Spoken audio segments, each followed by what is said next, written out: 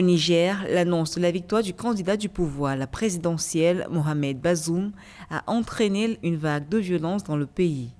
Internet a été rétabli dans la soirée du vendredi 5 mars, après 10 jours de coupure survenus à la suite de troubles post-électoraux. Les autorités et les 4 compagnies de téléphonie, dont une publique, n'avaient fourni aucune explication à propos de cette coupure qui a paralysé les communications et les transactions financières dans tout le pays. À noter que la victoire de Mohamed Bazoum, dauphin du président sortant Mahamadou Issoufou, avec 55,7% des voix, est contestée par l'opposant et ancien chef d'État Mahaman Ousmane.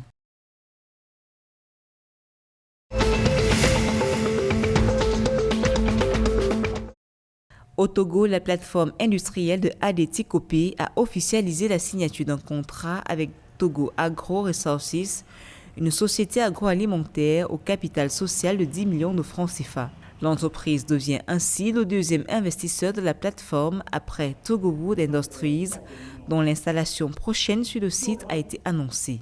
La société interviendra dans la transformation du soja, particulièrement sous forme d'huile comestible, positionnant ainsi le pays comme exportateur d'huile de soja dans la sous-région. Selon les autorités administratives, le coût global du projet est estimé à 130 milliards de francs CFA.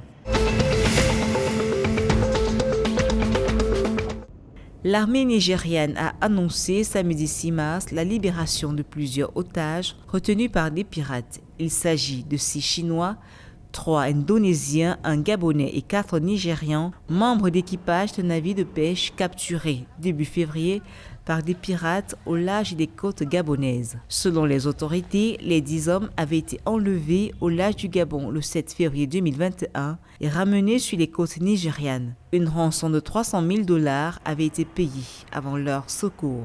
Par ailleurs, des informations concernant un probable nouvel enlèvement ont été publiées.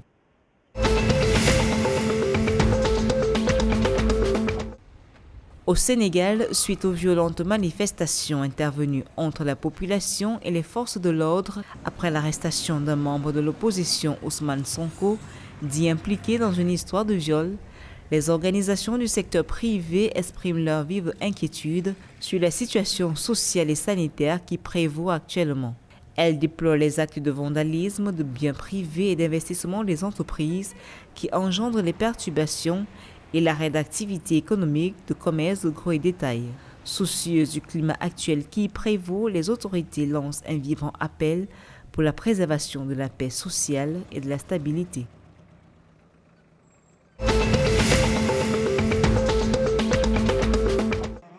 Le Ghana a remporté la Coupe d'Afrique des Nations des moins de 20 ans ce samedi à Nouakchott en Mauritanie.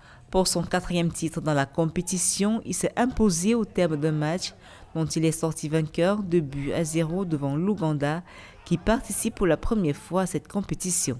Cependant, contrairement aux précédentes années, les 2 finalistes ne se qualifieront pas pour la Coupe d'Afrique de cette catégorie car celle-ci étant annulée en raison de la situation sanitaire du Covid-19.